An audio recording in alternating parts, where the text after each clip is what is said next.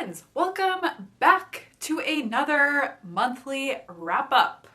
Today we are talking about, what month is it? It is October. We are talking about the month of October and the books that I finished this month. This month I read 1, 2, 3, 4, 5, 6, 7, 8. Is that right? 1, 2, 3, 4, 5, 6, 7. 7. I can count. I read 7 books this month. So let's dive right into it, shall we? So the first book I read was Rachel Hollis's new book, which is Didn't See That Coming. This book, okay, so a lot of people don't like Rachel Hollis and they kind of like make fun of her, or they say that she's like a scammer or whatever. There's all kinds of insults that people throw at Rachel Hollis. Personally though, I actually really like her. I think she's charismatic. I think she's a good storyteller, a good writer, and I enjoy her books for the most part. I've read both of her other 2 self-help books, and I think those ones I rated 4 or 5 stars. This book I rated 3 stars, and mainly the reason for it is, first of all, it has more of like a specific audience compared to her other books. Her other books are just kind of geared towards women in general, I would say, especially people who are trying to like start their own businesses or have some sort of like venture that they're trying to do. This book is really meant for people who are like going through unexpected negative life events. So in her case, she just got divorced. She claims that this book was like, that was not in the cards at the time that she was like initially writing this. I don't know if I completely believe that. It doesn't really, it seemed like the timing of this was kind of like curiously close to her divorce. But the reason I didn't give it 4 or 5 stars is I thought it was just a little bit, I don't know, it just seemed like a little bit repetitive almost, or kind of like I've heard it before from her. And then also I didn't feel like I personally got as much out of it as I have gotten out of her other books. So I don't know, it wasn't my favorite book of hers, but I did read it. It was enjoyable. The audiobook is like insanely short. It's like 4 hours. Put it on double speed. I was done with it in like 2 hours. It's like watching a movie. So yeah, that was the first book I read. The second book I read was, why don't I have this? I think I have this on my shelf. Let me get it. Okay, the second book I finished was Winter Counts. Now, this book was probably one of my worst books of the year.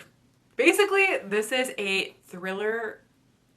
I'll use that term loosely, but it is a thriller mystery that basically takes place on a Native American reservation, and it follows this vigilante man searching for this like drug dealer. I thought the premise of it was actually interesting, and I was excited to read a mystery thriller from a Native American author. There is not a whole lot of them out there, so I was really excited to read from a different perspective. However, I think the story was not good. I don't think the book was well written, but I did make a full 3-minute thriller review on this book with a little bit more fleshed out thoughts. So check out that video if you want to know my full thoughts on it, but I gave this book 1 star. So yeah. The next book, though, was a hit. I really enjoyed this book. This was Feminism by Mikki, Kendall. Basically, this book is about, it basically talks a lot about intersectionality, which, now if you're not familiar with intersectionality, basically it's kind of the concept of none of us have just one identity, right? Like, I am white, but I'm also female. I'm also American, etc. And our identity kind of falls at the intersection of all of these different identities. And this book, Hood Feminism, basically what it talks about is the fact that what a lot of us think of when we think of feminism is really just white feminism, or feminism of like wealthy or like middle class, upper class white women, and it's not necessarily representative of what feminism means to all women. So it basically talks about how a lot of things that maybe we wouldn't necessarily think of as like feminist issues really in fact are feminist issues. It's just maybe things that if you are coming from a privileged position or a position where you don't have to deal with those issues, then you may not realize that those are feminist issues. So it talks about things like gun violence, for example, and how that actually is a feminist issue, even though a lot of us probably wouldn't necessarily think that. So this book was excellent. I thought it was really well done. I gave it 5 stars. Highly recommend. So the next book that I read was called Dear America, Notes of an Undocumented Citizen by Jose Antonio Vargas. And this book was really interesting. Basically it is, so this man was an undocumented immigrant and he came to America as a very small child. Basically his parents like sent him to America undocumented, and he didn't even know that he was an undocumented immigrant until he was like 16, applying for a driver's license. He had fake documentation. He could have kind of shied away from that and stayed hidden in the shadows, but he kind of has taken the opposite approach and really become outspoken for rights of immigrants, about what it's like to be an undocumented immigrant in the United States. This book I thought it was really good, honestly. I gave it 4 stars. I'm trying to remember like the exact reason why I didn't give it 5 stars. I'm like, why did I not give this book 5 stars? I didn't write myself a GoodReads review on this one. But I think it just maybe didn't stand out to me quite as much as like a 5-star amazing book. It wasn't quite as memorable from that perspective, but it's still really solid and I would recommend it. So check that one out. Okay, next I read Invisible Girl by Lisa Jewell. And I did a buddy read of this one with Heather from Heather's Book Review. This book I would basically say is like the most basic, generic domestic thriller that I've read in a while. I probably wouldn't recommend it really, but I did do a 3-minute thriller review on this one, so check that out for more details. So yeah. The next book I read was The Stranger in the Woods. Now, the story behind this one is, so Hawaii just opened up for travel, and so I did go there. I did fly to Hawaii. Now, we did have COVID tests. They do require COVID tests before flying, so I did feel a bit more comfortable with that. Obviously, there is some inherent risk with flying, so, you know, fingers crossed everything turns out okay. I just returned on my flight this afternoon. But long story short, I had a fully packed suitcase and I was like, okay, I have hardly any room left in here, but I probably have enough room for one physical copy of a book. And this is like one of the shortest books on my shelf that I've not read yet. It's under 200 pages. It's like 180, 190 pages. And so I was like, I don't really even know what this is, but I'm just going to take it with me. So I took this book, I read it on the beach. Basically it's a story of this man named Christopher Knight who was, basically he is a hermit. And his story is actually really crazy. Like when he was 19 or 20, he basically left society, didn't say goodbye, just kind of peaced out and went to the woods and lived in the woods of Maine for literally decades.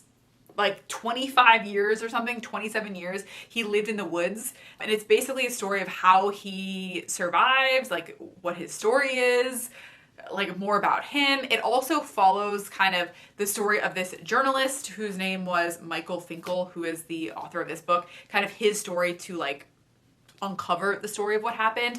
So my rating. Did I get to that part yet? Ultimately, I gave this book 3 stars. I thought it was good. Like it was good. Like it wasn't bad, but it just wasn't like memorable to me as anything amazing. I feel like this was just kind of lacking a bit of a story arc or like a storyline.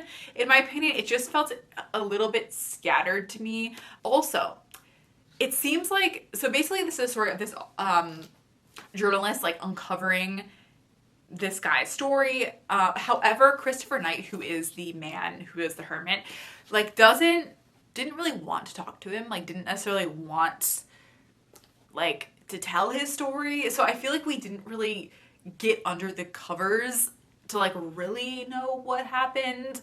So I don't know. I probably would have rated this book higher if it was actually written by the hermit, but it was not.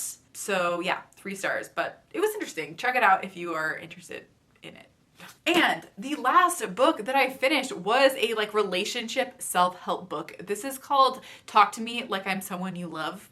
Now, this book I've had on my Kindle for a while. I think I picked it up like after I had like gotten some argument with my husband. I was like, we need a relationship self-help book.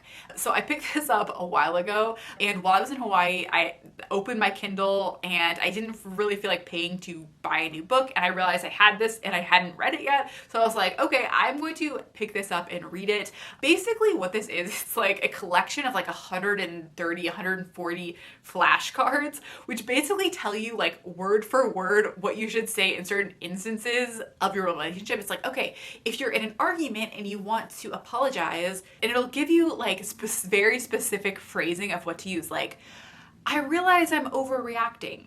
Can you give me a minute to get sane again? Or, I know I've really hurt you. What can I do to help you trust me again? Stuff like that. I did appreciate this book was extremely actionable. Like, obviously, like some self-help books can be a little bit like mumbo jumbo, kumbaya kind of stuff that's like not really that actionable. This one was actionable. I will give it that. Like, it gave you word by word what you should say in certain situations. I feel like the pitfall of that is then you get kind of like you can't memorize 130 flashcards of what to say in every situation, and like not everything's gonna be relevant. I feel like this book may have been better if it toned it down, maybe had like 10 flashcards and went more in depth of like why this author is recommending certain things or like certain ways of communicating. But it was okay. There were some good nuggets in it, but 3 stars. I like that it was actionable, but you know, it's hard to really put in practice something that basically requires you to memorize like 130 phrases. I'll say that. Anyways, that was it. Those were the books that I read this month. Let me know if you have read any of these books or are eyeing any of them. I would love to know your thoughts or what you are interested in. And that is it. If you like monthly wrap-ups, don't forget to subscribe because I post a wrap-up like this every single month. And until next time, guys. Bye.